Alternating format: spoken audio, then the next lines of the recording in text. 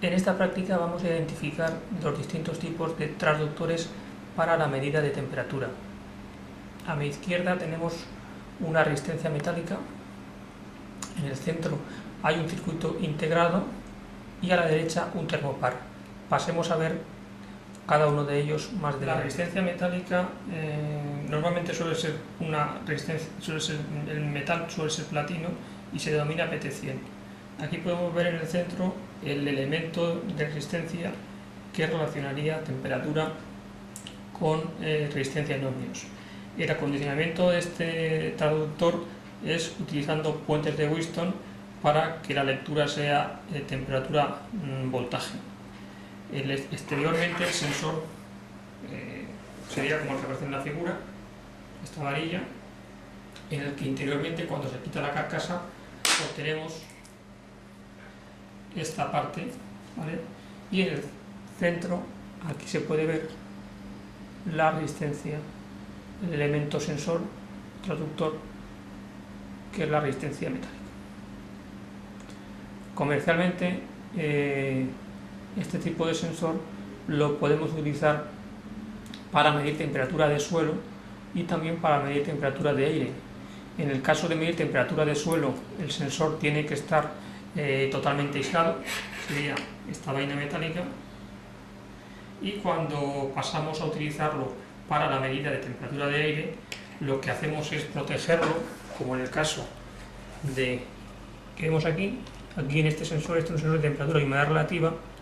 Se puede observar a la derecha el mismo sensor, la misma resistencia metálica, y que es de color blanco, y en la parte central tenemos el sensor para medir la humedad relativa. Este sensor es un sensor de temperatura y humedad relativa que, cuando se utiliza en campo, va protegido con esta capucha y luego con esta vaina exterior para protegerlo de la radiación incidente directa, de manera que la radiación directa del sol no incida sobre el sensor y desvirtúe la medida de la temperatura del aire.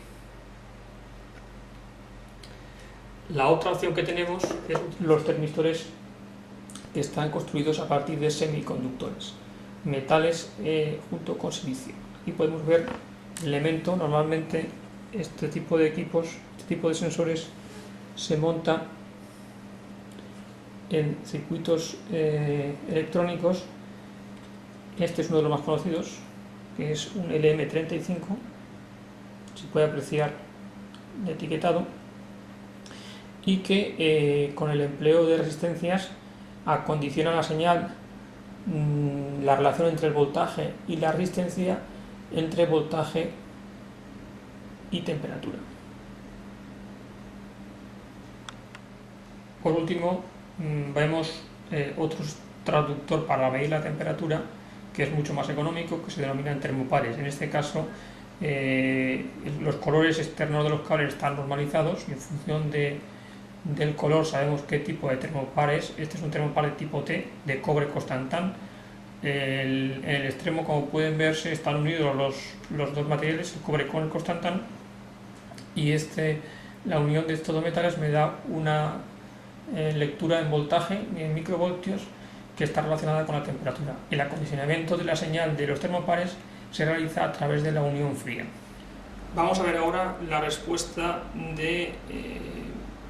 a la temperatura, la rapidez de respuesta a la temperatura de los distintos tipos de sensores que acabamos de comentar. En esta pantalla se puede observar en el lado izquierdo el sensor de temperatura, que realmente es un sensor de temperatura y humedad relativa. El segundo a la izquierda sería la sonda PT100, el tercero sería un termopar, y el último, el que está a la derecha, es un circuito integrado. Se puede observar que cuando yo, por ejemplo, soplo, le doy el calor al sensor de temperatura, rápidamente nos da un pico. Tenemos aquí. La lectura actualmente es de 22 grados centígrados frente a los 21 y 20 de los otros. Cuando doy un pico llega hasta los 30 grados. Aquí puede verse ya esta respuesta rápida.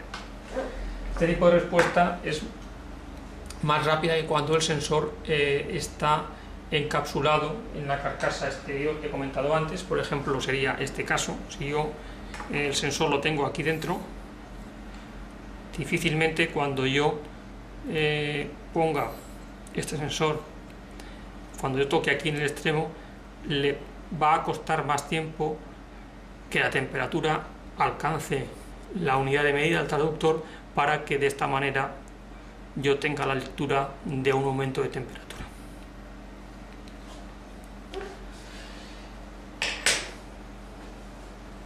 En el tercer caso, la medida de temperatura con un termopar es muy rápida, puesto que directamente toco el sensor. Tenemos aquí, por ejemplo, si yo toco con la mano, podemos ver en la tercera gráfica, empezando por la izquierda, que va a subir la temperatura. Estamos ahora, se puede observar cómo ha subido.